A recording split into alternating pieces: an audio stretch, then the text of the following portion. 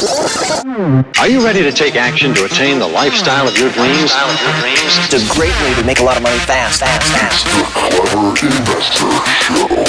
Welcome back, Clever Investors, to the Clever Investor Show. I'm your lucky host, Cody Sperber, the OG Clever Investor. We are back in Clever Investor Studios today, and we got an amazing guest. I was actually on his podcast recently called God Mode. We have William Lamb in the studio with us here today. Now, for those of you that don't know William, you're in for a real treat. He's probably one of the smartest people we've ever had on here. He is an internationally sought after expert when it comes to mental reprogramming. Okay. And that's why if you're a real estate investor, if you're an entrepreneur, if you're trying to level up in life, he is a programming expert and one of the most sought after strategists for entrepreneurs and investors to help them upgrade their thinking. So many of us roll through life and we have beliefs and we have values and we have all these people around us and they're trying to steer our ships. How do we level up? How do we get to unlocking our full potential? William believes that it happens in the brain and that you can actually subconsciously reprogram your belief system. And he has a system to do it. He calls it Upgrade.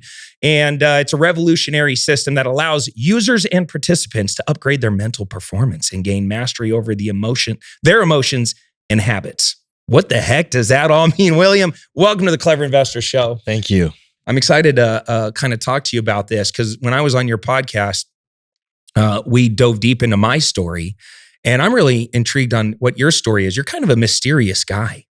You're coming out of nowhere. People pay you up to $1 million, and you were just telling me out in the hall, it's actually going to be $2 million to get personally trained and go through the upgrade system by you. Who are you, dude? Like, where did you come from, and why would somebody give you $1 million to help them upgrade themselves? I appreciate you asking that. And by the way, thank you for having me here.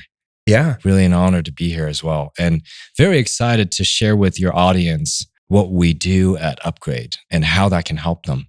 And I'm one of those guys that I would rather be here and give real steps, real value in the hows, rather than just saying, hey, you need to work harder. You need to do this or that.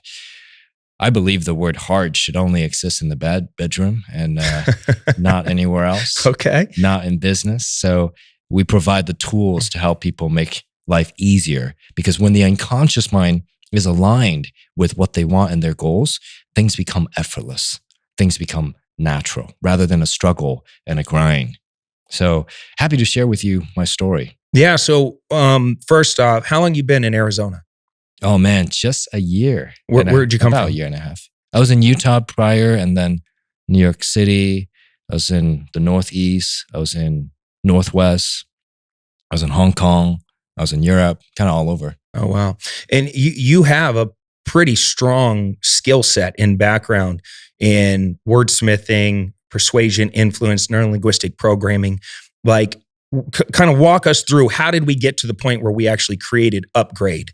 Because you know, when I was on your podcast, I was really surprised how strong your community is and how many investors are in your community, how many entrepreneurs are in your community. So how did we get to the point where you kind of developed this ability and created Upgrade? I appreciate that question. You know, in the beginning, it was starting from awareness of the problems that I was experiencing as an entrepreneur. And then I designed what I want instead. I noticed what I didn't want, and then I designed what I wanted. Instead of just bearing the pain and just grinding through it, I was like, no, wait. What if there's a way for me to design, in an ideal world, whatever I want and program my behavior and mindset to get there? Now, at that time, I didn't have the skills. I didn't know what to do. So I began to search out some of the best, but I didn't want to just find the people that were in the limelight that everyone knows about, which there are many wonderful trainers and instructors out there. I wanted to find the people that were in the shadows. I wanted to find the people that were doing work and provided the how-tos, that provided formulas and even algorithms and predictable steps that I could follow and replicate.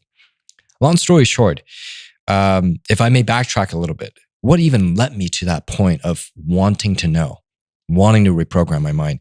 It all started with my grandfather. He was actually 10 days after he got married, kidnapped. and he was doing business away from hometown, super far away actually. And he was in Southeast Asia at the time. And the island was, they had World War II, and Japan had just taken off from the island. And so the locals took back the island along with everyone who's not local. And my grandfather essentially became a work slave for the next 10 years. No communication. Wow. Nobody knew if he was alive. And my grandmother just married him like 10 days prior, right? So for 10 years, he was gone. And everyone in the family is like losing hope. And back then, there was no email, phone calls. So my grandmother started adopting kids. But along with the kids, she adopted new beliefs about relationship, about what it's like to be an entrepreneur. She believed that if you get too close with someone, you're going to lose them anyway. So may as well not get too close. And don't do too big of a business, because what happened to my husband? And my grandfather, on the other hand, is making similar decisions and beliefs over the course of the 10 years of trauma. He's like, well, I'm not going to do business ever again, because if this is what happens, I don't want that for my kids or my grandkids, my future, kids and all that. I hopefully will live through this, right? And he also was like, I maybe shouldn't get too close. Maybe my wife's married someone else. Long story short, thank goodness he got back. And many years later, my dad was actually born. But imagine growing up in that household, and imagine being brought up with the belief that you shouldn't go big. You shouldn't go big or go bigger. You should just stay small. Or even if you were to try, tragedy is going to happen. These are terrible double binds. And they begin to install these beliefs in their kids. So all their kids did similar jobs, pursue similar careers. Long story short, when I was 26 years old, I had the same belief system, although I was in a different country. I found myself experiencing the same limitations in my mind. I was like wanting to build a business, but I'm like, I can't do that. And I was going forward, pushing hard, working really long hours, building a business. Looked kind of cool from the outside from my friends in college, but I was suffering inside, and it was actually just plateaued. So my business partner and I were like, man, we are miserable. We're working so much. We were single. We didn't have a social life. We didn't even have our health together. It's the typical beginner entrepreneur in a startup who's just experiencing pain or more pain. So I asked my partner, I'm like, hey man, I think that the plateau, you think it has something to do with our mind? Our mindset, our beliefs, and our identity, and whatever else? He's like, no, I think you just got to work more hours. Now that's an easy, familiar answer, because how many of us have been told, work harder, right? And I still believe that should be the only word that exists in the bedroom, rather than, there's only one thing that should be hard. And I think that, and it's a joke we tell in our trainings, because oftentimes people think life is hard. But it's really their belief system, their personality, their values are not aligned with their goals, whether it's because of their personal experience or their ancestral programming from their ancestors, their families. Let's do the math.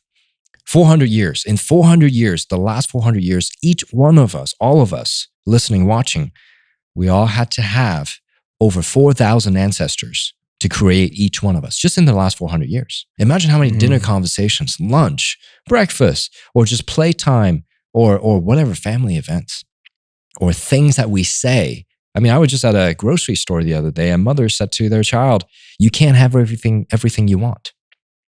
Life is hard. To a 3-year-old, imagine if that kid truly believes that. What's this life going to be like, right? But compound that over the next 5, 10, 12 years, repeating the same belief, right? So really, a lot of us, I will venture to say, our lives are not our own.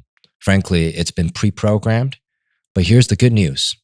We can reprogram it. So that was the inspiration behind what got me into creating Upgrade.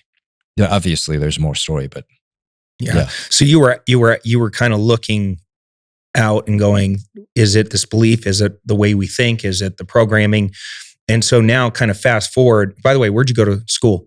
I went to BYU, Brigham Young University. Oh, nice. Yeah. And then, so then now fast forward, How did you actually reprogram yourself? Because you're one of 7, I believe you told me, one of 7 Like- experts in the world that are like super trained in NLP and like as a what did you call it? A certified trainer? Master trainer. I mean, there are probably 20, 30 something that are active as a master trainer. But NLP is really like 10% of the upgrade system. What is NLP? Just so for people that Yeah. are listening. Absolutely. So neurolinguistic programming was developed by some geniuses, Richard Bandler, John Grinder, and some other folks along the way. And they created a system that allowed people to use language to reprogram their minds. Over the years, there has been some real experts, including the creators, that are able to change behaviors and help a lot of people. And then there are obviously some people that don't know what they're doing, and they read a book on Amazon and they're like, I'm an expert, right? Mm. So, and everything in between. When I took some of the NLP trainings, I was very fortunate and got with some really wonderful people and learned some great skills. But I've personally invested significantly more since then and also in between to develop Upgrade, because Upgrade is very much like a graphical user interface. It's the modern human operating system that allows us to really unlock what's inside rather than, hey, here are some methodologies that you can follow to get specific outcomes that may or may not be congruent with each other. And I'm not saying that's any other training out there. What I am saying is most of the time people don't have a cohesive system that they can follow, which is what I set out to create. Okay, so let's kind of unpack that, because I think it's interesting, because as somebody I've spent so much money on coaches, mentors, joining masterminds, just to put myself in proximity to people like you, because I always was trying to like unlock my potential. Mm-hmm. And I knew that I wasn't the smartest guy. I didn't have the most raw skills. Growing up, I didn't have much Dude, you're going for me. brilliant. I think you're being humble. No, thank you. But like a lot of that was developed over time through great relationships and learning it. These are learned behaviors. Even me selling $100 million worth of stuff online, teaching myself direct response, copywriting, sales, persuasion, open looping stories and closing the loops and like part of the framework of NLP. That was just from getting around great people that were doing it at a very high level and studying greatness and going, how do you do that? Because I didn't have that naturally in me. And I wasn't even a great communicator as a kid. I was just outgoing, but I was very immature. And so it got me into a lot of trouble, and I had to talk my way out of trying to get in trouble. And so you actually, like when I think about my journey up into this point, all my failures and stuff, like a lot of that, when I'm going through like the bottom part where you're really like crashing and burning and you're reflecting, I'm like, how much of this, like you said, was like programmed from somebody else? Meaning as I was growing up, like it was my dad's belief system. His dad died when he was 13 years old. So he raised himself. They came out, that Great Depression era. They didn't have a great relationship with money. They were super savers. They were like hoarders with money. They didn't have a great relationship with money. And so they taught me to not have a great relationship with money, because they would always say things like, what do you think? Money grows on trees? What do you think? What do you think? I'm made of money?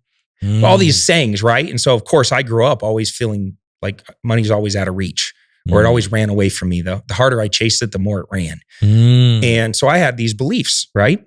And you actually teach something about ancestral programming.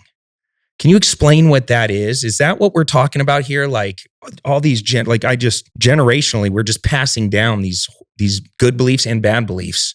Absolutely. Is that what it is? Absolutely happy to explain more. So think of it like this. If we have and everyone has gone through their 0 to 8, that age range, we call it imprint period. And what happens during that age is that we are like little walking unconscious minds. And we're getting programmed by our parents, by our society, by media, by our teachers and friends at school. And we absorb all these different programmings without knowing whether they're going to give us the results we want or not. Depending on that first 8 years of our lives, we absorb a lot of what happened from previous generations, from our parents or their parents, but also epigenetically, also some would even venture to say genetically. We can download data and literally have that data passed down to us, right? Now, ancestral programming essentially is all these data, which we call beliefs, values, and even identity, traits and attributes, get passed down for, frankly, survival reasons, as well as, a bit beyond that survival instinct to make sure our prosperity or posterity are safe and well and carry on our genes. That's the basic premise. So our ancestors will pass on useful information that was useful at the time. But the problem is some things that were useful in the Depression era is not useful now. Some things that were and is still useful. But think about it. Humans make sometimes terrible decisions when they experience trauma, when things are really hard, when there are wars and major negative events. How many of our ancestors or parents even, or grandparents, were affected by World War I, World War II, Vietnam, Korean, and or many other wars? Practically everyone. So we live in this soup of trauma that we call Earth. And everyone's walking around with all these ancestral programmings, and some part of it serves them, some parts of it don't serve them. That's why oftentimes when people teach one methodology or another, it only works for some of the population because their ancestral programming may prohibit that the expression of the result. So to put it simply, everyone's limitation is different, and it's not just from their current life or the first 8 years of their life. It can reach beyond. It can come from other, epigenetic or genetic aspects of who they are. Now, that being said, when I began to develop Upgrade, it actually came from the understanding that, well, I had this crazy backstory from my grandparents. And I haven't even talked about my mother's side, where she, we don't need to get into it, also very traumatic. Grew up in an era where there was a lot of problem politically for my grandfather on my mother's side. He was always hiding, and my mother would witness the fear of her father, and thinking maybe dad won't come home. And mother stressing about money. So very similar type of trauma, but a little different. And then being brought up by both parents that are like, we're going to walk an extra mile just to save 20 cents. That kind of mentality. And every grain of rice, you're going to eat them because that represents a drop of sweat or whatever, right? So scarcity mindset was very, very prevalent in our household. And think about how many people grew up in potentially similar environments in the world. There are a lot. There are a lot of people that experience that. And even if they're, someone who's listening may be very successful now, count back one or two or three generations, someone was suffering. So being able to remove that programming that is hidden inside their unconscious mind allows us to begin to address some of the new potentials. Meaning, let's say an investor or an entrepreneur is making $1 million a year, and they're like, I really want to hit 10 million. But every time I start hitting like almost 2 or 3, I will lose money or I'll backtrack. And we've all heard stories of entrepreneurs making a lot of money and then going bankrupt. Do it again, going bankrupt. And it seems like a story of glory and like the hero's journey. Exactly. Yeah. But the problem is they're actually hitting a boundary or a parameter within their mental program, coming from whether it's this generation or a previous generation, saying, hey, this is the upper limit. And we can actually reprogram that parameter, literally like a computer code, and then remove that parameter. So that instead of experiencing this going towards something great and then dropping back down to where they were, starting over or starting, somewhere that they really don't need to restart from. Instead, we can keep them going, because the problem is people believe they either have pain or pleasure. But what if that dichotomy is a false false reality. It's an illusion. What if we can have pleasure or more pleasure? So the question becomes, what if it's not how much pain can we endure to the top? What if it's how much pleasure can we endure to the top and beyond? I like how you're talking to me right now, William. I want some pleasure in my life. Come on. So how do we do it? I come to you. I'm Cody Sperber. Actually, let's go back to Cody Sperber, new real estate investor, because there's probably more of those than playing at my level. I'm just saying, I'm pretty high up there. That's right. I'm a new investor. I'm overwhelmed. I'm trying to learn the language of real estate. I'm drinking from a fire hose. I just gave Cody Sperber, the Clever Investor, $10,000 to join his coaching program. It's the most money I ever spent in my life. I put it on a credit card. The hope is at an all-time high. The fear is at an all-time high. I convinced my significant other that this is going to work. And this is like the third or fourth thing that I promised her. This one is going to be the one. I promise. This Cody guy is different. I bring you in. I say, I have some secret. I have the secret sauce. I'm going to help you upgrade to make sure that we don't hit that mental barrier and fall back down like the other 3 times where fear prevented you from picking up the damn phone and talking to people or making the offer or actually putting in the actual work, because people are paralyzed a lot of times and they allow other people to steer their ships and they get overwhelmed or whatever their thing is, right? Yeah. I bring you in. I say, I got the secret. His name's William. He's going to help you upgrade. What do we do with that person? Love this question. So if I may, I'm going to explain a little bit of the beginning specifically and my experience as I upgrade myself and how I use that same formula expanded and improved for, these people that we're talking about. So when I first got started in one of the first trainings in conceptualizing upgrade, I was like, man, if only I could live 1,000 lives, I would be able to gather all the feedback from other people's success, failure, and how they go from failure to more success and success to more success. If I could just aggregate that data like a data scientist, because I came from computing, I'm like, then I would have a database of formulas and I would be able to create a map that allows people to either succeed or succeed more rather than a hopefully succeed or fail, right? So I thought, man, this would be a great mission. And when I was in that training, someone asked me, what's the one thing that when you achieve as you upgrade your mind will make this the single best investment ever? And I thought, really wanted to save money, by the way. At that point, I was pretty broke. And I literally was that guy who just spent the thousands of dollars. And I'm like, man, this is on my credit. Hopefully it works out. And I wanted to save money. And then the guy said, think bigger. Oh, what do you mean? What do you mean? He's like, what's something that when it changed will change everything for you? And I'm like, geez. Okay, how about I find the one? And in an ideal world, I get to design her however I want. I get to even create a spec sheet like an engineer. Wasn't there a movie about this in the 80s, like Mad Science or something, where 2 guys created like the perfect woman? Do you remember this movie? What was this movie? Weird Science. Oh, that's funny. Oh yeah, this is great. So you're weird sciencing it right now in your mind. You're like, I'm going to develop the one. Yeah, and I was like, man, I'm going to put this on a spreadsheet, prioritize rows and columns. And I didn't know what I was doing, but I was following the training and I was using my best. You're like me. You're such a nerd, dude. I would do the same thing. I'm like, all right, we're gonna get out a spreadsheet. If I'm gonna go all the way. So I'm like, I'm gonna out-invest my colleagues, my competitors, everyone in my field. I'm gonna go all in. And they're like, when are you gonna find this that you call the one? I'm like, how about in 5 months?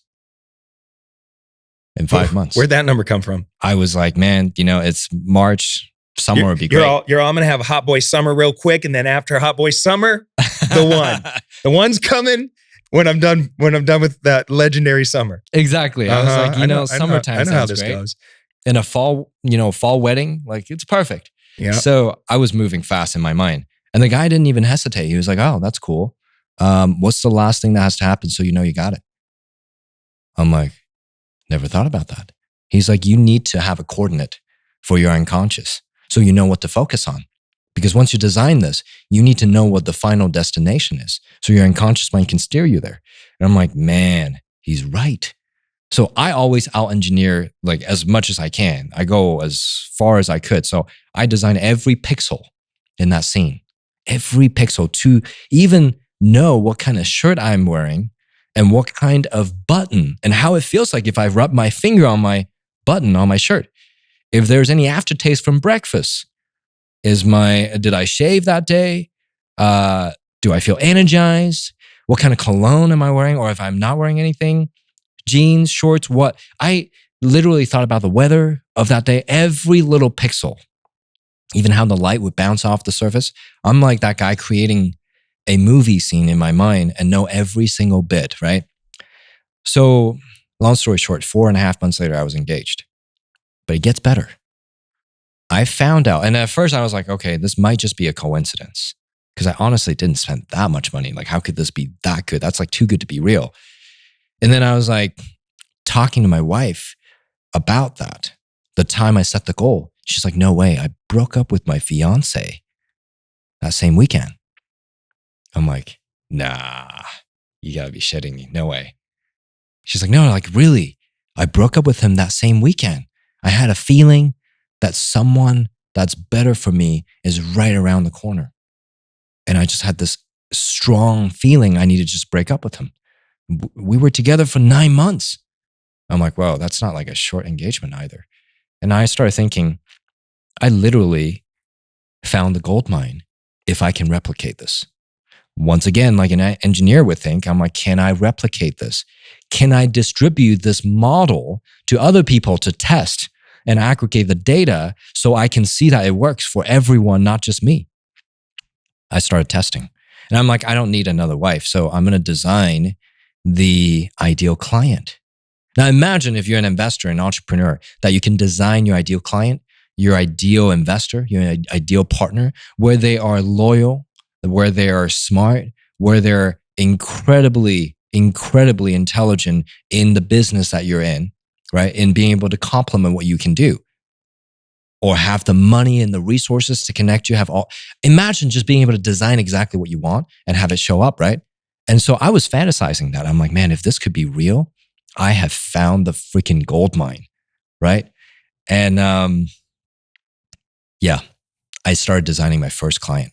I'm like, I want someone who's mildly to intensely interested in the workings of the mind. I was very specific. I wanted someone who was a real estate investor, because at that time I was like, I can't mess around. Like, I need to actually pay off my credit card. What if I'm designing somebody, but they don't exist in real life? Like, I want a baddie Latina that's not crazy. I do think that is that possible? The girls in the studio are like, that's not possible. Like, we're all nuts. All right, I'm sorry. I'm just messing around. No, you're good. Let's keep going. I think that every guy in here is like already visualizing, like, I did see that one girl that was advertising on World Star for OnlyFans. Like, I need her, but not the OnlyFans part of it. And like, yeah, anything's possible. Anything is possible. All right, well, keep going. Possible. Keep going. So you're now actually gonna find your ideal client. Yes. What is this? A bunch of young dudes that need help finding a wife? No. I was wanting someone who wanted to make more money. Okay. And because sure, relationship, that's great. And funny enough, like, it turns out many people, at first they hear about our ability to help them increase their success. And then they're like, wait, what can you help me with my relationship too? And that's a different story I could tell later. But essentially, I designed this client to be really interested in the mind, but also a real estate investor, beginner or relatively developed or even more advanced. But I was just like, real estate investor. And then I wanted someone who was incredibly great at giving referrals, because I'm like, yeah, that makes sense. If I can just work magic with this guy and help him get the result, I would rather focus my energy on helping my clients rather than advertising, right? So if I can have someone who's incredibly strong at that and just refer me clients, I can stay focused on what I'm good at. Long story short, and there were other things. I designed 25 attributes, and there's magic to that number. After many iterations, 25 was the number I found to work. And the first client that ever showed up, real estate investor, has a PhD in psychology. And I'm like, wow, my design's working almost too well, right? I was a little intimidated, to be honest, because I'm like, I'm this new guy, right? I'm really a programmer, not a coach, not a counselor, not any of that. And I definitely didn't study it for 12 years like this guy did. Yet he hired me. And he's like, can't seem to figure out exactly the solution to hit this income level. And I can disclose the number. He was doing anywhere from like 25 to 35K a month. He's like, I really just want to break the 6-figure in 1 month. And so for someone who's starting out in real estate, that's a good number to make 100 grand or more in a month. I remember when I used to do that. Yeah. It's a good feeling because back in the day. Yeah. Many decades ago, right?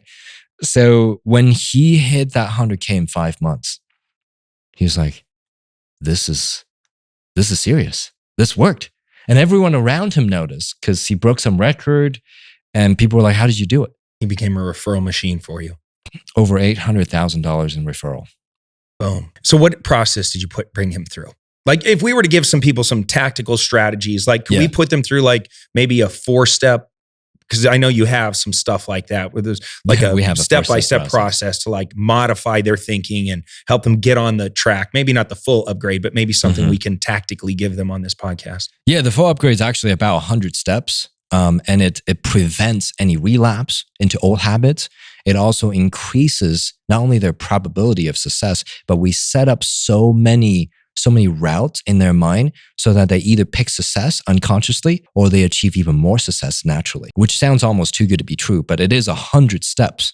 And it takes someone who's truly, and we have trained some true masters on our team to be able to deliver that for our clients.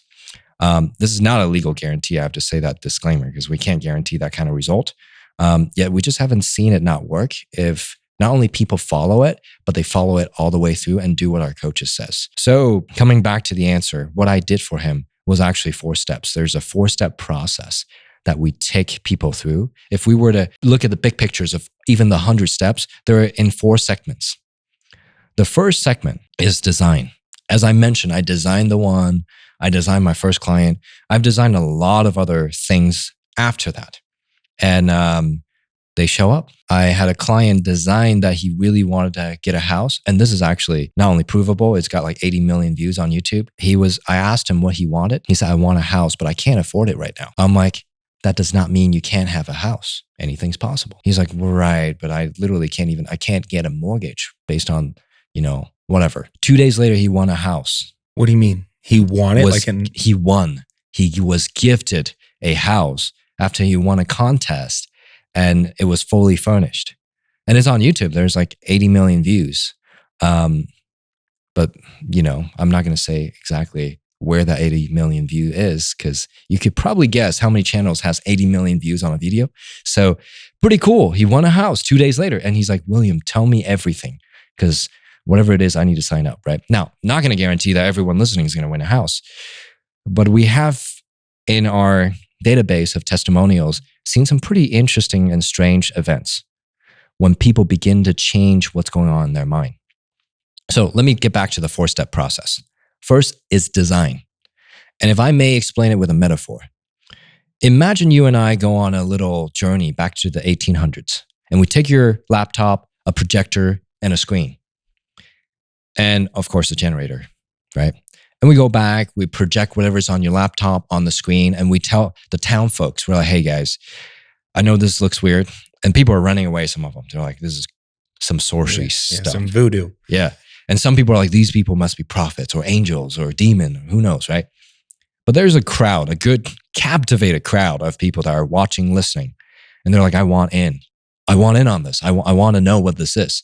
And I'll do whatever it takes to get this. Well, you and I are like, we're going to offer this whole system to you. If you want, we'll give it to you, right? And as long as you can figure out how to change what's on the screen. And all of a sudden, there's a line of people lining up right next to the screen, trying to change what's on the screen because they think that's how you change the screen. But you and I both know it's on the laptop. That's where minimal effort in terms of change will occur. You change what's on the screen with your laptop, your trackpad, your mouse, whatever, the screen changes. It's elementary, we know that. But how many people actually know when you change what's going on in your laptop, that's when reality changes? Most people don't. And that first step is knowing that and then designing what you want instead. Instead of what you don't want, you design what you want. That's step one. So is it when I think about what you're saying, is it more like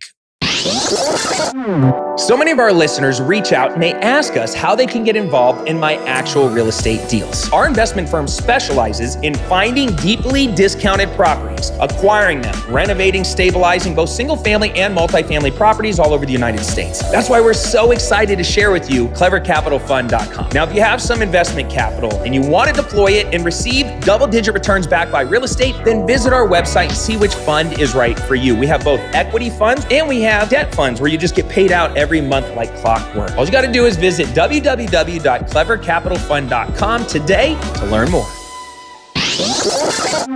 Getting clear on what you want.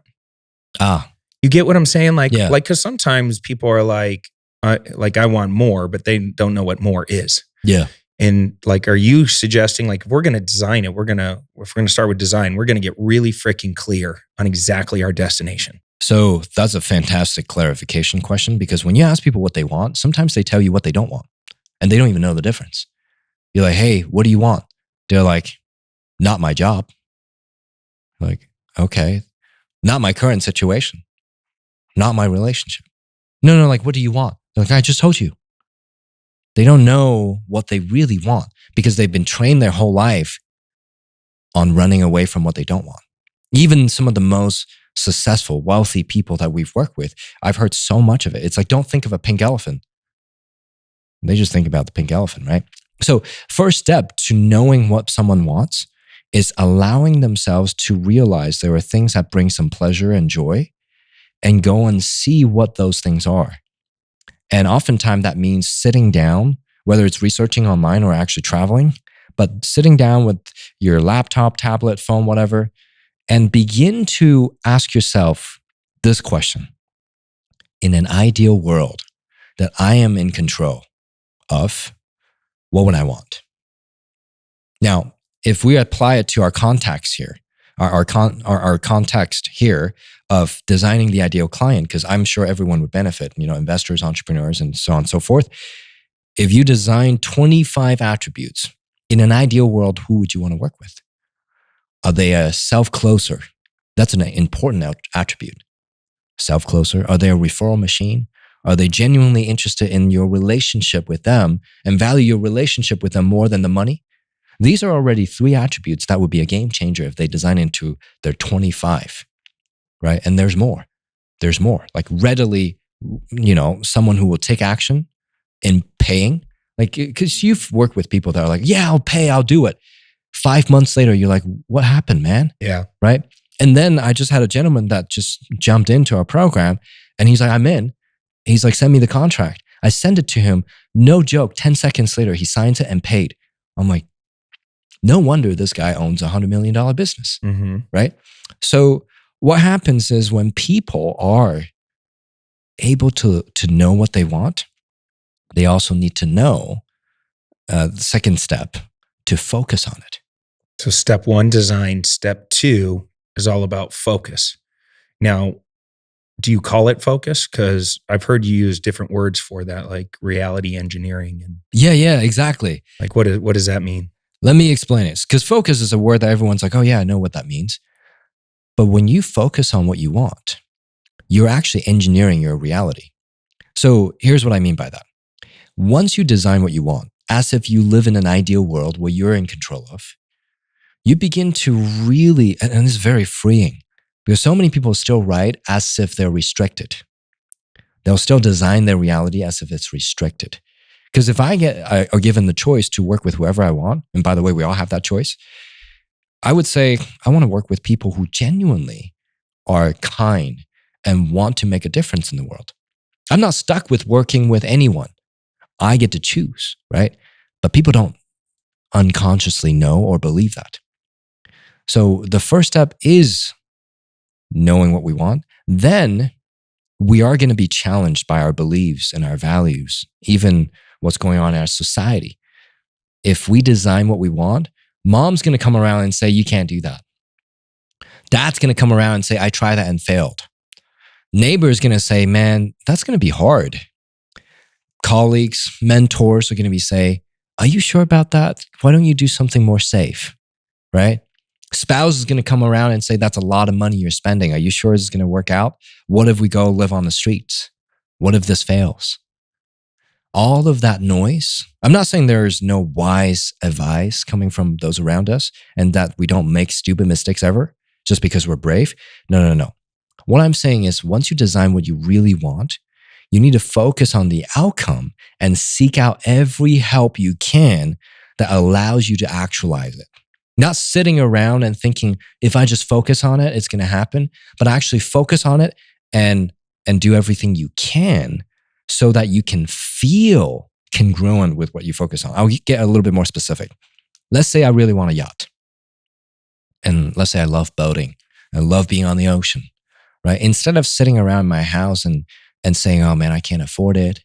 And then still go following William's advice and Cody's advice here. We're like sitting here telling people design it, right?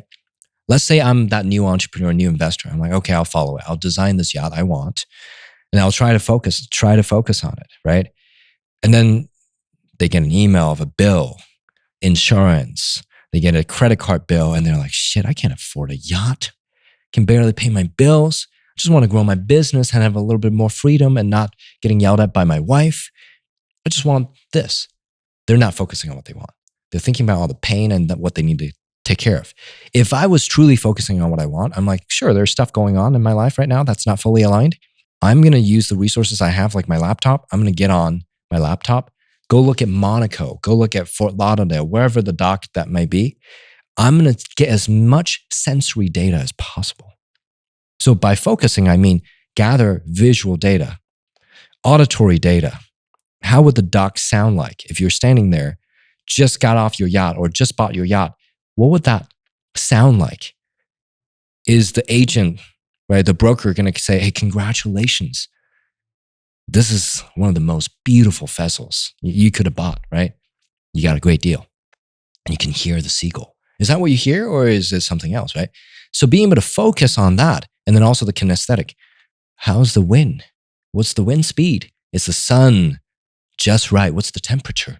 What did you eat for breakfast that day? And also like the texture of the shirt you wear. If you have all that data, you'll realize, and I don't mean just you, but like every one of us, right, would realize there's no unrealistic goals and designs. There are only things that our minds can't make real because we're lacking data. So to focus on what we want, we need to gather data. And that gives us ease to be able to focus on it. It's interesting. We're having this conversation. I was in church on Sunday and we had a guest pastor there and it was all about planting seeds. Mm-hmm. And he said, essentially, there are 5 seeds that you got to pay attention to. And the seeds are inside all of us. And so many times people roll around life and they're looking out and they're going, I'm not where I want to be but that person is, and that person has what I need in order for me to get there. That person over there has what I need, or that person's preventing me, or this situation's preventing me, or my environment, or this, or my background, or whatever. And the lesson was there are these seeds, they're in you. They're not in somebody else. Somebody's not going to hand you the seed. You already have the seed. And the seeds were really to pay attention to your words. And you're kind of saying, like, when you're talking about design and you're talking about designing your words, making sure that you're saying the right things. You have clarity on your words. You know what it is that you're gunning after. He said, pay attention to and one of the seeds was your tears. Are you crying for the things that are preventing you? Are you doing the woe is me situation, the negative, the toxic, the victimhood, the blamer? You're walking around pointing at everybody else, or are you crying because, in his example, because God's moving mountains for people around you, and He's blessing people, and He's opening doors, and He's protecting people, and He's whatever the positive side of stuff is. And so, like, when you're crying, are you crying for the positive? Because his belief was, the more you manifest and focus on the positive stuff, the more positive stuff you're going to see and experience. Focus. It's the focus on the tears. And then he said, what was the other one? Your money, right? Your time and your energy. were the 5 seeds that he was really talking about. And as I hear in you, I'm almost like replaying that lesson because it's very similar to just how important it is. Words have power. And so many people, like we either do it outward or inwards. So many people are vocal outwards negatively, or they're vocal inwards negatively. Mm-hmm. And they talk so bad about themselves, and it drives me crazy because I don't have that in me. I have such a high level of self-efficacy. You know what I'm saying? Yeah, like absolutely. I just believe, I don't know why or where it comes from. I just believe that it's possible. And it drives me crazy when negative people start telling me all the reasons and they're things. Programming themselves. Yeah. And they don't even know. It's like, are you fucking crazy? Like, why would you even say it? But I do find myself doing it in other ways. You know, like maybe something goes wrong with my kids or something like that. I find myself talking to myself almost in a little negative loop. Like, this fucking kid's not controllable. He's not able to like connect with him. And I'm like, no, I'm done saying that. I catch myself. No, we do have a deep connection. It is amazing. We will learn to work together. And the more I powerfully speak into that and focus on that result, the better our relationship starts to get. So I like where we're going with this. So we have design, we have the reality engineering or the focus. Mm-hmm. Now what's the core ingredient to start to move us in that direction? So the next step is understanding what is filtering what gets out. So for example, back to the analogy of laptop projector screen, right? Imagine step 1, designing, is typing in your laptop commands and or sentences or search queries of what you want. And then focus is choosing what you want that comes up, right? Choosing to focus on that, right? It's like putting the internal image in the laptop. Hey, this is what's going to be. Kind of vision boarding it. Yeah. Yeah. Yeah. And what's on your screen is going to get projected on the projector screen, right? So you're choosing by focus and reality engineering, you're essentially putting what you want in the internal screen because you know what's internal gets projected outwards. Then step 3 is noticing, hey, is the projector working? Is the lens blurred or is it in focus? Is it aligned? Because our mind has a filter or a set of lenses that project these things outward that we call beliefs.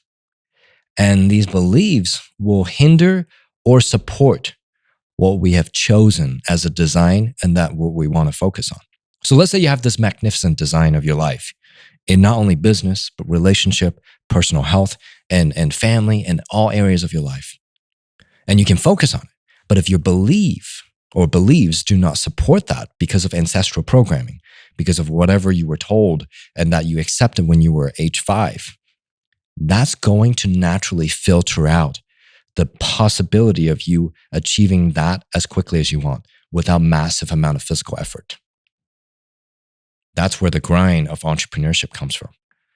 And so frankly, I think unconsciously, a lot of entrepreneurs are grinding, working hard, hustling, using those terms to describe the hard work because that hard work actually reveals what sort of programming they need to work on.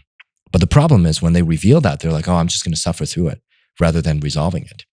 What we provide is the ability to resolve that and many steps ahead of the game, consider what you want and design that. So to answer your question straight, belief engineering is the next step. Now that you've designed what you want, you can focus on it, right? Well, can you make sure your beliefs support that? When we talk about the steps of how a belief works and how beliefs are organized in our mind, I don't think a lot of people explain it, frankly, anywhere. So most of the time people are like, oh, I have a limiting belief. Well, what does that mean? How is a belief constructed mathematically? And can we remove or change the math in our belief so that we have a new belief? It's actually really simple math. So, can you explain more? Yeah, absolutely. So imagine there are 2 parts to every single belief, A and part B. There's usually either a equal sign or a cause and effect sign, meaning A causes B or A equals B. Let's say someone says, I am really smart, therefore I'm going to be really good at business.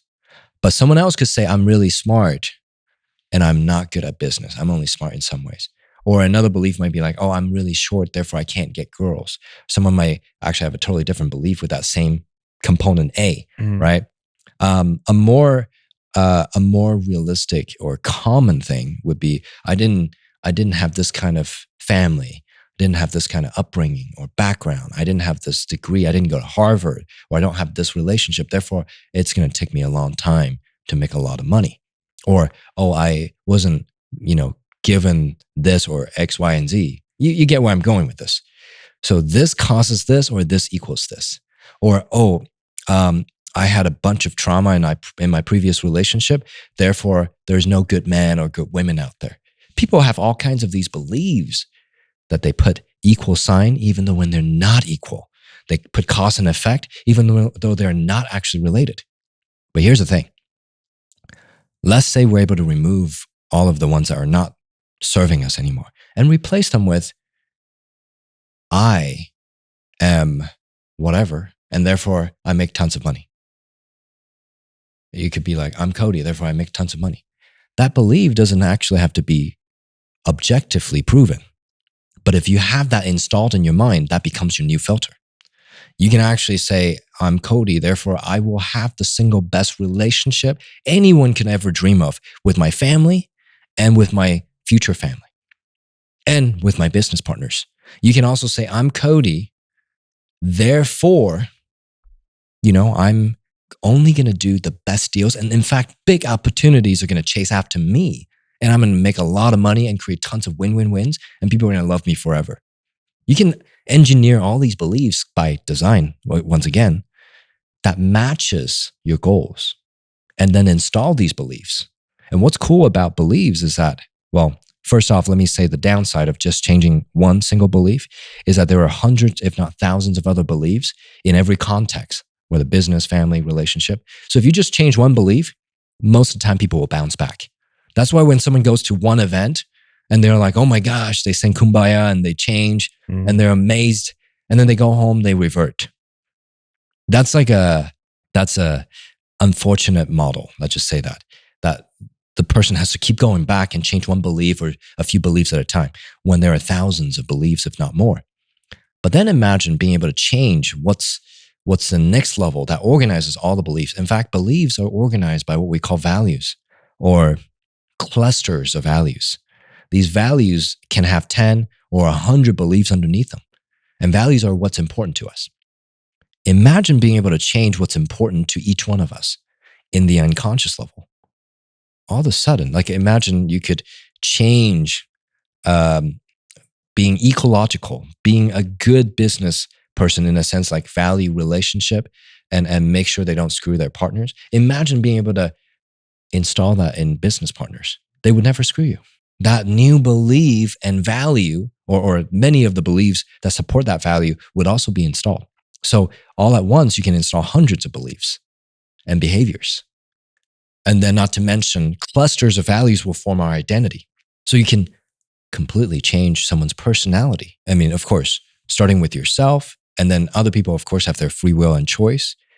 But that being said, there are certain tools and persuasion strategies that allow you to persuade, whether it's family members or business partners who may seem to be really hard to work with, but being able to install new beliefs in a win-win way, that creates inevitable wins or win more.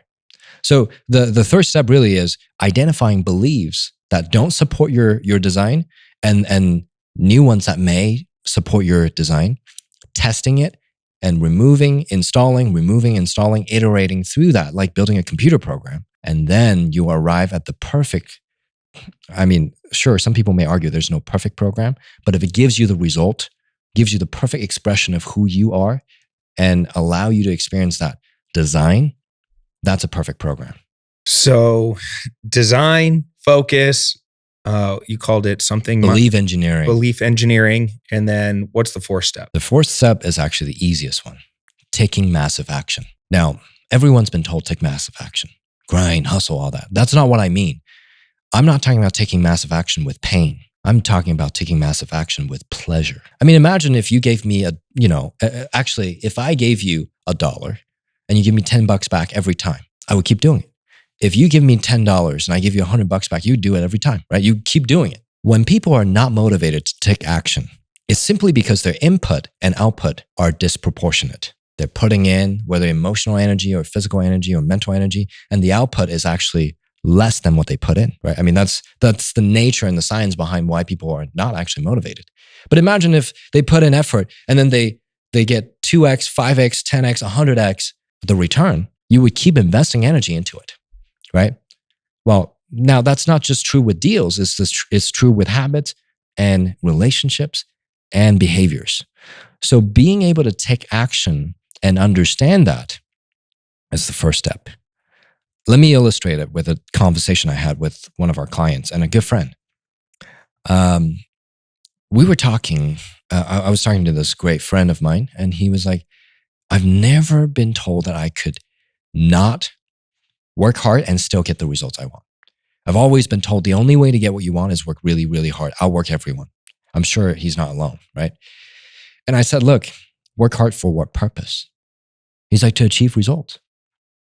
I'm like, do you know of people that don't work as hard as you and maybe are not even as smart as you that have more success? He's like, yeah, but I'm sure they have some secret sauce. I'm like, I wonder what that is, right? And then I asked him another question. I asked him a timing question. I'm like, how hard do you have to work so you know you've worked hard enough? Because he's like, hey, I got to work hard. I'm like, how do you measure what working hard means? He's like, oh, never thought about that. And this is a really important conversation to illustrate this. I said, when will you know that you've worked hard enough so that you can get the results you want? He's like, well, okay. Typically, once I've done a certain amount of work and I feel like I've sacrificed, I feel like I get home and I can't move, I can't do anything else, I'm drained, then I know I've done good work and I deserve success. I'm like, interesting. So you have a trigger, like you have a part A, you have to work really hard to a point where you have no energy left, literally drained, and you can't even move anymore. That's part A. And then therefore, part B, right? This cause and effect relationship is now you can have result. I'm like, I wonder what would happen if I change part A. He's like, oh my gosh, I never thought about it that way, right? I'm like, what's the amount of time do you spend sacrificing your energy? I asked a very specific question to mathematically reduce to the time in which that he knew he has finished sacrificing. He's like, strangely, probably about 70 to 90% of the time, maybe 80, let's say 80%. I'm like, you're doing the 80-20 rule, right? 80% effort, producing only 20. 20% actually is the magic. I'm like, do you know when you switch over to 20-80? He's like, yeah, when I feel like I've sacrificed enough. And then I asked the final question. I'm like, what would happen if you woke up every day feeling that you have sacrificed enough already and that you've done what you need to do?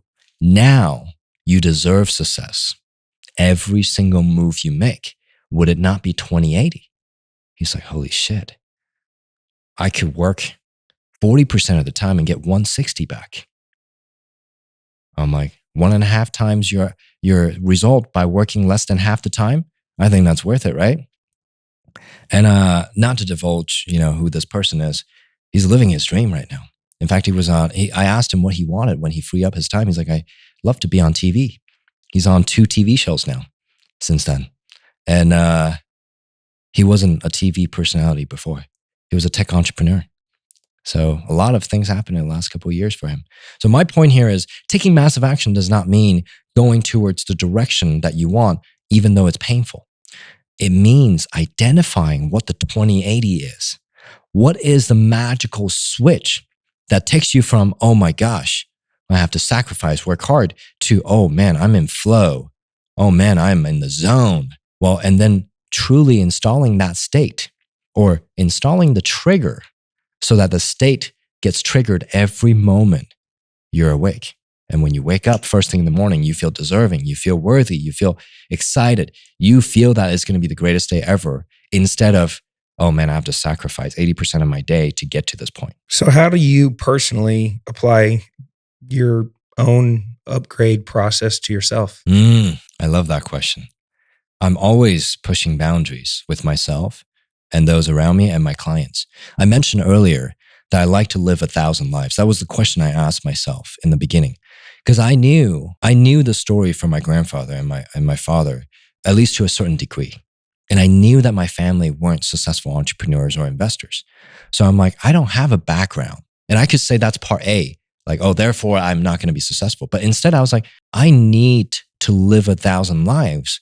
And I need to gather and aggregate data from other investors and other entrepreneurs so that I can live that 1,000 lives as an investor without ever having family that taught me that knowledge and got paid to do it too. And after many, many, many 1,000 rounds, I began to realize, wait a second, not only is this working for me and my client, I have seen combinations of specific patterns that allow me to apply it in my life. And that was already, 5-6 years into it. And I was also selling it, right? When people pay for a program, they'll tell you all their feedback. So we aggregate that feedback, give them an update, and they do it, and then they win and they succeed and they give us more feedback. So long story short, how do I apply it? I design what I want and I iterate through the design. And some of our clients have similar design. They want yachts or whatever.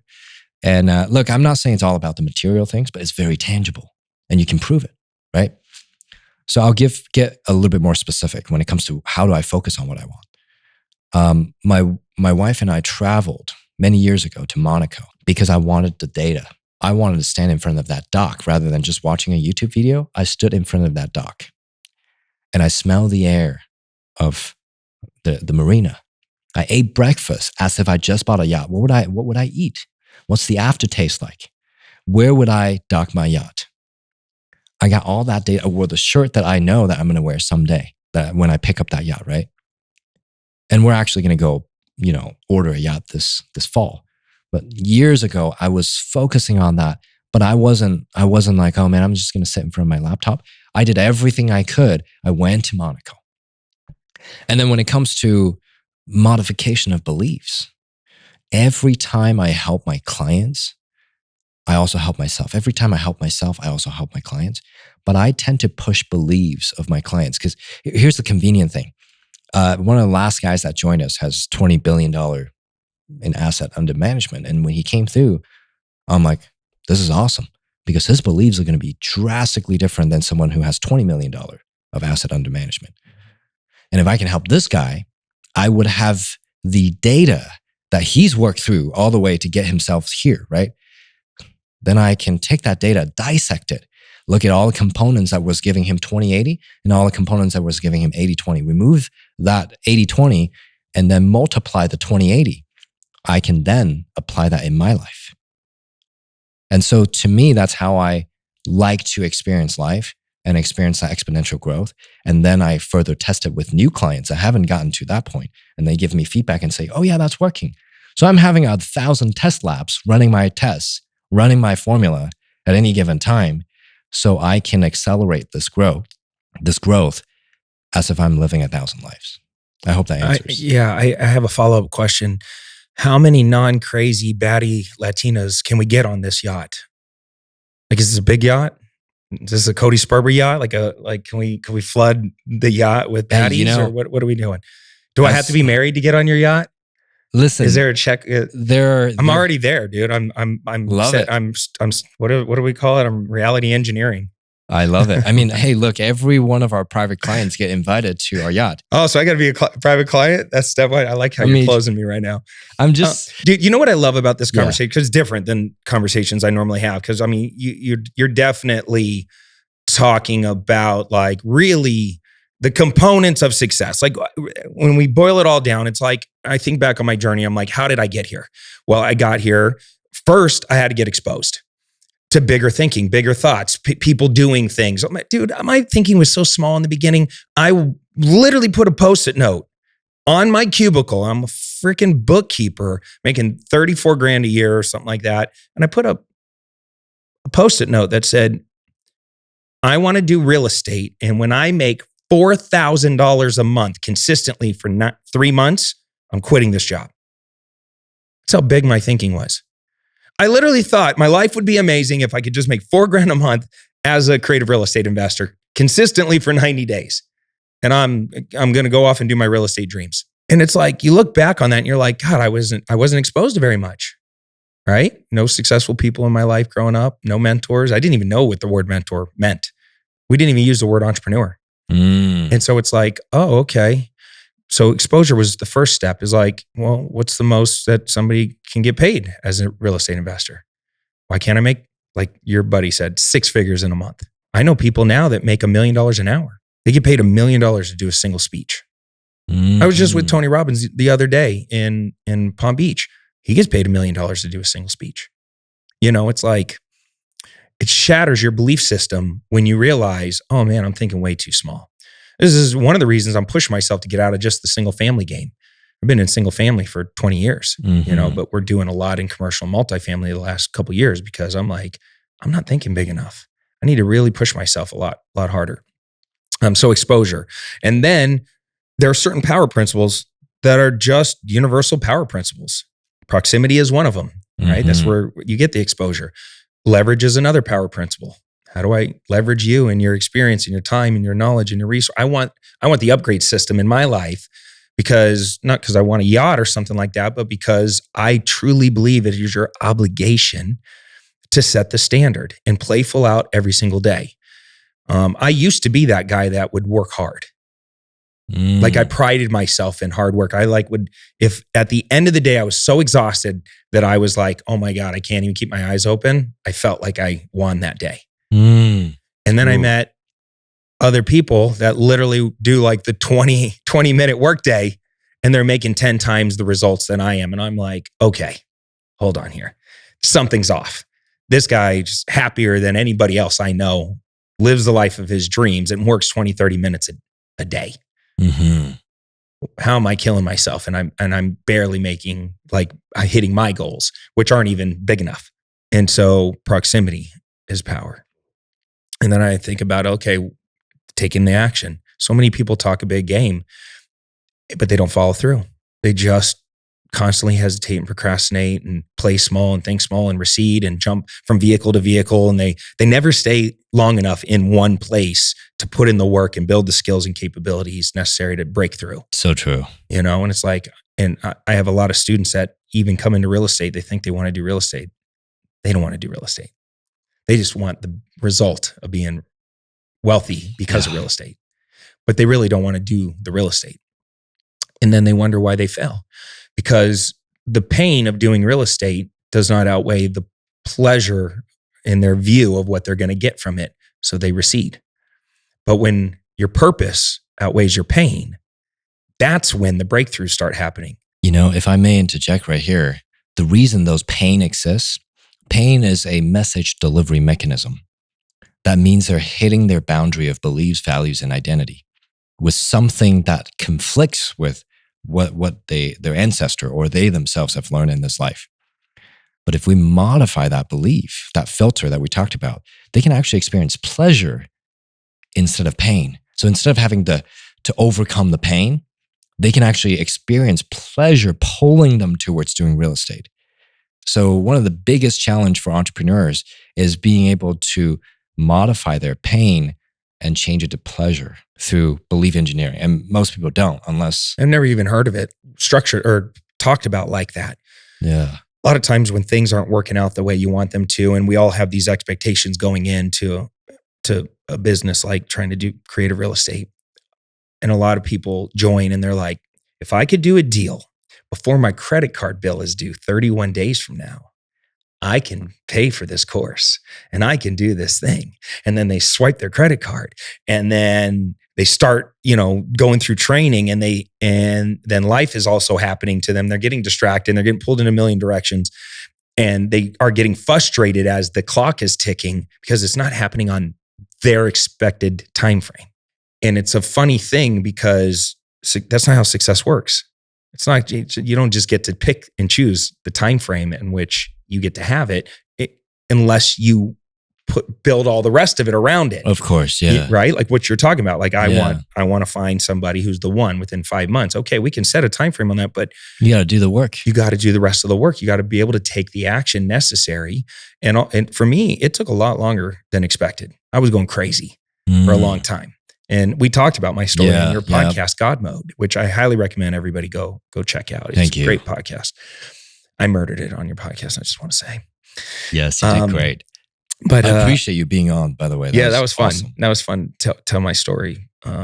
You're a great interviewer. You make it easy to talk about. I'll talk about like the journey and the struggles and all that. But what I was getting at is, most people quit because their expectations aren't met. What would you say to those people to like reshift their thought process? Like, dude, like to me, success is an obligation. It's not an option. You should set a better standard for your people, for the people watching you, for your family. Like my purpose is so much bigger than money. My purpose is so much bigger than anything that I personally want. I've had all the nice cars and all that stuff. That shit literally fades in seconds. Like as soon as I bought the Rolls Royce, I couldn't wait to get rid of it. I bought the nice watch. I immediately was like, I don't fucking need a watch. Like I just need something to tell time. Like I don't need somebody to go, cool watch, bro. Right? And I ended up, I do this all the time. I buy it thinking that I want it and then I can't wait to get rid of it. And I do. I get rid of it. I actually feel better simplifying. But I love it when I'm impacting others. That to me is the payoff. Right? Like I've attached all the hard work and the sacrifice and the pain with this result. Is that what you mean by shifting it to pleasure? Because I never feel pain. Even when it's really hard and I'm in the pressure cooker and my back's against the wall, I still love it. Like I'm thriving in it. In some sick way, I find pleasure in being the underdog. Because at the end of it, I know that there's going to be people out there that are going to be heavily impacted by it. And I love that end result of my kids being proud of me and my team members at my companies looking at each other going, I can't believe we pulled that off. Their belief system changed. Like I said last year, we're going to throw the biggest event in the real estate space. They all looked at me like I was nuts. And we went out there and threw the biggest, most successful real estate event maybe ever. And there's been some bigger ones as far as attendance, but no better ones. And it's still being talked about to this day. Clever Summit last year was the best. Love that. And my whole team's belief system changed once we hit that big, hairy, crazy goal. They didn't think we could pull it off. I think we did almost 9 million at that event, which is the most we ever made at an event, but everything, we nailed everything in it. And now they believe that they could do even a better event and make more impact. And while it was financially successful for us, I bet you the people that attended that event went off and made hundreds and hundreds of millions of dollars. That would be my prediction. I've seen more partnerships created, more deal flow created, more money being lent, more people getting into the sub-2 community and the Clever community and amazing. And just collaborating and doing business and actually finally getting some wins from that one event than anything that we've ever done here at Clever. That's awesome. And so, what would you say to those people that are trying to change some of their beliefs? Desire. Because your purpose and desire is so much greater than any pain could ever pose as a challenge. So to you, it's just like, whatever. I mean, it's like, imagine a silly metaphor. Let's say we're driving a Ford Raptor. This is not a plug for Ford Raptor, but they're awesome, right? And we're going off-road. It's not going to feel like there's much challenge because the suspension, the shocks, they're built for that. And then you can go fast. But imagine if you and I drove a really low to the ground Ferrari off-road, tight suspension, rear wheel drive. It's going to hurt. It's going to hurt. And I'm going to say that a lot of people, they don't have that suspension. And also they don't have that desire that gives them to be able to overcome all of that. Not to just overcome, but see it as this is not a big deal. And with the suspension, that's more of a mental programming thing. And a lot of times people may not have that desire right at the get-go, because frankly, I'm not going to say that there's a large percentage of the population that have as strong of a desire as you do. I mean, that's true, right? And because of that, in order to have greater success, well, frankly, most people just don't because they don't have that desire. But in order to have greater success, they would have to put in so much effort because they're not driven by desire. right? And it'll come to a point where they're just like, nah, they'll dip back to where they were. So simply put, I think that increase of desire, which can be installed, chaining desire to what they do and chaining rewards to what they do will give the unconscious mind motivation. So in summary, their unconscious mind is not motivated. And the best ally that we have in business or relationship is our unconscious mind. So if we can get our unconscious mind on board with what we want, then we can easily get what we want without the pain. So that can either be increasing desire, increasing physical effort, or increasing skill by being able to change our own programming. So one of the three or all of three. I always wonder, where does desire actually come from? Because I just always had it. I never needed anybody to motivate me. I was very self-motivated. And then I know other people that have no self-motivation at all. You literally got to kick them up the hill. Like, come on, bro, let's go. I can break down desire mathematically, essentially. If what you'd do you like. mean? Desire is a very specific configuration of visual, auditory, kinesthetic, even smell and taste. And then also the labels that you have as component A. And then component B might be a feeling, might be an emotional state, might be some sort of other biochemical response.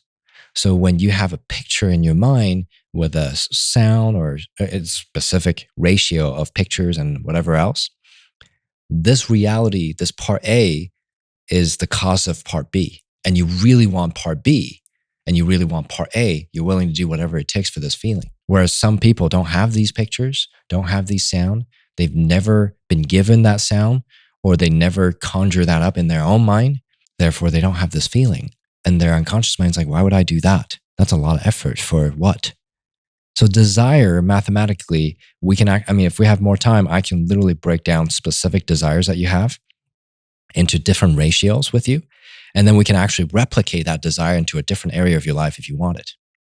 Now, every person's different, but that's essentially the breakdown. So if I paid you $1 million, are we literally just sitting here going through that kind of 4-step process and mapping out? Like, I would sit here and go, you know what? I want to get to $100 million in a year.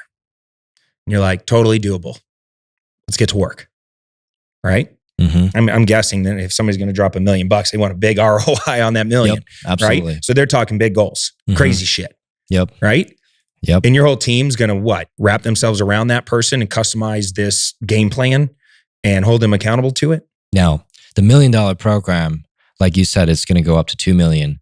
That's like something that's going to happen this summer. But we also have something that's $100. Why does everything with you happen right after Hot Boy Summer? I just want to know. It's like we're going right up to 2 million after Hot Boy Summer. That's just the theme. I like how you roll. Yeah. That's right. After this summer, all of my prices here at Clever Investor are going to go to $50 million. So I'm just letting you guys know it's going to be a legendary summer. That's right. Okay. Sorry to cut you off. No, you're good. We have a I'm tradition. still thinking about Latinas on your yacht, and now we're distracted. Hey, there's every summer we do an increase of some sort. And we don't just increase the price, we increase the level of service and different things. And so clients that jump in right before oftentimes gets the benefit of the increase of service with the same old price. So what happens? I give you $1 million, maybe 2. I tell you I want to make $100 million next year. I'd say do more. You can do more. Oh, all right. Yeah. You're modifying my belief system already. I think that's, if you were to say, I want to increase it that much, this might sound like a bold statement, but we probably have less expensive programs that can get you to that point. It's not a promise, but I do believe that you can get to that point. Obviously, I need to know where you are and all that, but I have some context. I think that you can get to that point with a cheaper program. But if you're like, man, I want to hit $1 billion, want to hit 10 billion or more, I'd say that $1 million program is where Damn, I'm not thinking big enough. All right, well, we got a lot of work to do. I want to make $100 trillion. Hey, it's possible. We have clients that come to us that are like, I want to do a $20 trillion fund and, become the biggest, literally. So, because we do know that there are some funds out there at 11 trillion. So the client wants to get to 20, right? My point here. You know what I want? I want Instagram to quit throttling my reach. Can you fix that for me? That I yelled about COVID and shutting down the economy too much, and now I'm in timeout. Hey, it depends on what the purpose is, right? If you just want reach, there are many other ways. Oh, that's true. So, Always modifying. I love it. How can people get a hold of you, dude? And how can we give them something? You kind of went through a 4-step process. Like, can we give our listeners something just to kind of help them actually implement some of this stuff? Yes, I've pre-designed a domain. It's upgrade.com, upgrade.com/clever. Okay, So, let's give away something for the listeners that made it to this point. yes. And upgrade spelled different. It's upgrd.com. Yep. Okay. And then /clever. Got it. Okay, Yeah. cool. And then how do people follow you? They can get on my Instagram. It's william.upgrade, UPGRD, or THEUPGRD. Those two The handles. upgrade. Yeah, the upgrade. Okay. And or william.upgrade. Definitely follow us because we do post a lot of content, and we have our God Mode podcast, which is free, and we do dive into some deeper things. I know that I didn't say too much about what would happen in the $1 Million Program, but essentially I take someone through that 100-step, and it's customized to their needs and wants. And we map out what's currently going on in your mind, and then we map out what you want, help you design what you want, and then we custom configure a plan to help you automatically, consciously and unconsciously focus on your design, and then also change beliefs, values, and if necessary, identity to match your goal, of course, only in an ecological and ethical manner. And then we pre-program this desire, which you already have tons, and this natural motivation for your unconscious mind to go about it in the most efficient, effective way in the shortest amount of time. So that's the gist of how we do, but there's 100 steps that we take people through. Well, I started off this podcast by saying I'm excited to have this conversation. You're definitely a smart cat, and it's always fun to talk to you because it forces me to kind of go inward and think about the way I think about things. And, people need to upgrade. They really do, especially in the economy, the world that we're in right now. There's a lot of uncertainty. There's a lot of people that maybe their environment has kind of beat them up a little bit, and they're second guessing themselves. They're, playing small, thinking small. Like I said, procrastinating. Something is holding them back from stepping into their full potential. And it drives me crazy because we need leaders right now. We need people to really step up and raise their enthusiasm, raise their intention, and set a better fucking standard.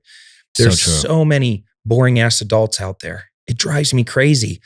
And I'm like, why? Right now, we need people to step up and say, look, these things are important to us. These cultures, these standards, the way I roll through life.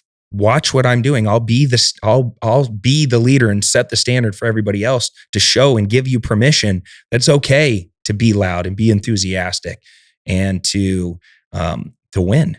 We need more winning going on. I feel like, especially here in America, we've been kind of like in this like negative loop the last couple of years since COVID, especially. A lot of people are in financial pain. That's at an all-time high. Mm-hmm. More young kids are battling suicidal thoughts and struggling with depression. They're taking more, prescription medicine now than ever to cover up their pain. Divorce rates at an all-time high, credit card debts at an all-time high. I mean, there's a lot out there. Yep. But if we can create this culture of winning again and develop, and that's why I love capitalism. That's why I love entrepreneurship. It is the solution to what's happening out there right now. And your program helps people really create the structure and the system to go out there and win at it, but not just a little bit of win, a lot of bit of win. And that's what I love. I love Thank that. you. So you keep doing that, man. Keep doing that. And, maybe one of these days I'm going to actually believe that I can do a couple $1 billion fund and I'll pay you your stupid $2 million. You can help me get there real quick. And I do want the invite to the yacht. I want to feel the breeze and I want to eat at the restaurant. I want to fill your button We'll have a that chef you on have board. with your shirt so I can go through that experience with you. That would be pretty legendary. Hey, and you'll bring your Latina girlfriend. Let's go. Why not? Maybe a whole bunch of them. Come on, William. You're not thinking big enough. Hey, Let's go. All right. Listen, guys, if you got some value out of this episode, make sure you go follow William and Upgrade on all the social channels. Check out his podcast, God Mode. I was on it. It's a phenomenal episode. Definitely, if you do watch it on YouTube or subscribe to his God Mode podcast, make sure if you can comment or leave a review, tell him you're from Sperber's podcast so that way he knows where you guys came from. And share this episode with a friend or somebody that needs to upgrade their life so they can start to think and act a little bit bigger. And of course, make sure you subscribe to this podcast. That's how we let the algorithm know that this is valuable, and it motivates me to keep doing it. We're out of here. Until next time, take care, comb your hair. Peace. Hey, Cody Sperber, the original Clever Investor, host of the Clever Investor Show podcast, and I'm shooting this ad right now to let you know that this podcast exists. It's finally out, and we have some amazing guests. So please, I'm begging you, can you just come and give our podcast a listen? I've been doing real estate for a really long time. I've accessed some of the coolest people in the world. We were having all these amazing conversations, and I'm like, what are we doing? Let's record this and actually put it out on a podcast. But the problem is, I have to let people know about it. That's where this ad comes in, and this is where you come in. You're going to be able to learn from successful entrepreneurs, get in-depth interviews from amazing leading experts. You're going to learn real estate investing strategies and tactical training strategies that work in today's market. We're going over market analysis and different market predictions. You're going to be able to engage in an awesome community. And we go into some pretty deep dives on the mindset of what it takes to win the game of money and in life, plus lots of bonus resources and exclusive content. So what you're going to want to do right now is click the link that you see on your screen and give the show a subscribe today. We have amazing guests like Ken McElroy and Robert Kiyosaki and Wes Watson and Pace Morby and Jamil Damji and Vina Jetty and a whole host of amazing men and women entrepreneurs that you're going to love to learn from and get to know. So what you want to do right now is click that link and give the show a subscribe today.